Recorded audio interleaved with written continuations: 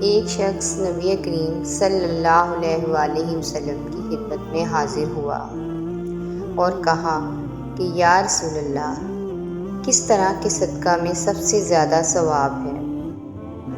آپ صلی اللہ علیہ وآلہ وسلم نے فرمایا کہ اس صدقہ میں جسے تم صحت کے ساتھ بخل کے باوجود کرو۔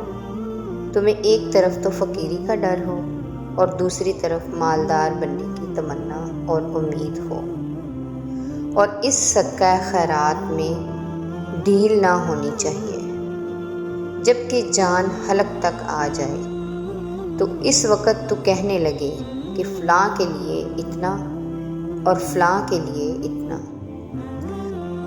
حالانکہ وہ تو اب فلاں کا ہو چکا۔ جزاک اللہ خیر۔